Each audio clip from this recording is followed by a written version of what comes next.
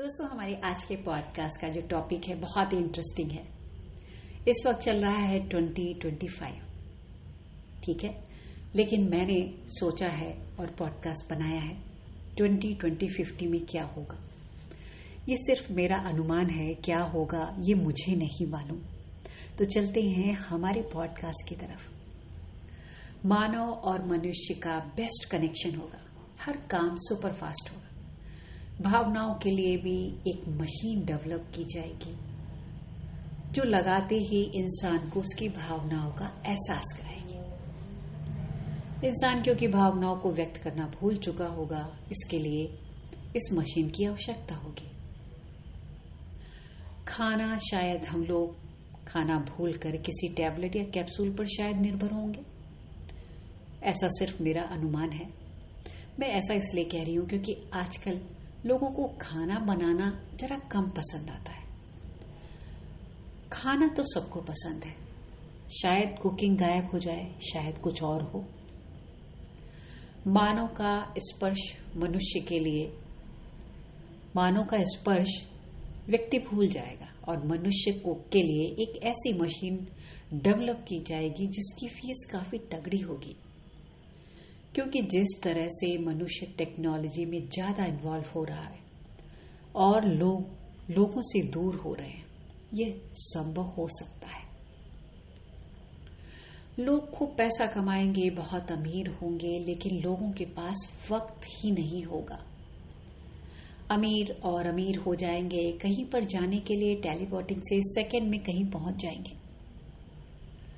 अब जब इतना पैसा कमाएंगे तो अपने लिए भी वक्त नहीं होगा। छोटे बच्चे नजर नहीं आएंगे क्योंकि जब वक्त नहीं होगा तो शादी नहीं करेंगे, बच्चे पैदा नहीं करेंगे। और अगर कोई पैदा करेगा भी तो उसे रोबोटिक नैनी उनके बच्चों की देखभाल करेगी। जैसे आजकल म्यूजियम होते हैं ना, आप देखने जाते हो, वैसे ही म्यूजियम होंगे। उन म्यूजियम में हमारे भारत में जो त्योहार मनाए जाते हैं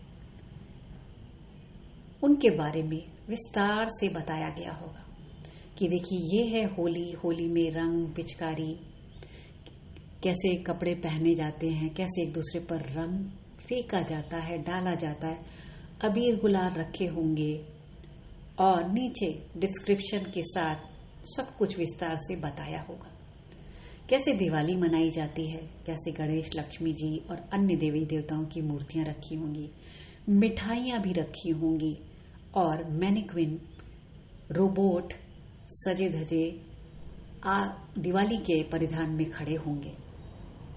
ऐसा नौजवानों को बताया जाएगा जो उस वक्त पैदा हुए होंगे और युवा होंगे, ताकि उन्हें पता हो कैसे करवा चौथ मनाया जाता है, कैसे गणेश पूजा की जाती है, कैसे श्री कृष्ण जन्माष्टमी मनाई जाती है, कैसे शिवरात्रि मनाई जाती है।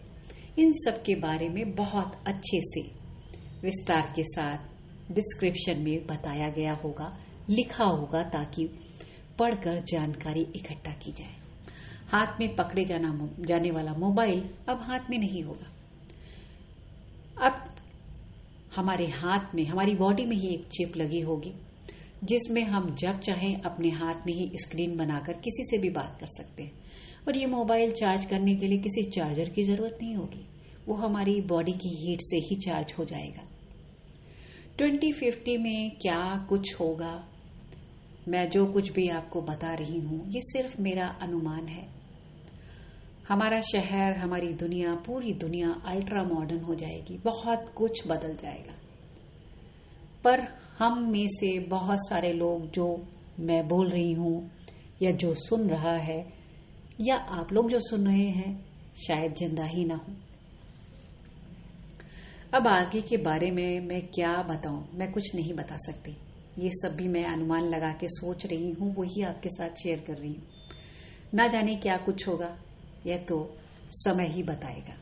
2050 में क्या होगा नहीं मालूम। एक बात जरूर कहूंगी कि उस समय जो लोग जीवित होंगे उनका खुद के साथ कितना कनेक्शन होगा ये नहीं मालूम। वो स्वयं को कितना वक्त देते हैं, स्वयं को कितना जानते हैं, ये तो 2050 में ही पता चलेगा। तो आपको ये पॉडकास्ट कैसा लगा, है ना इंटरेस्टिंग? 2050 में क्या होगा?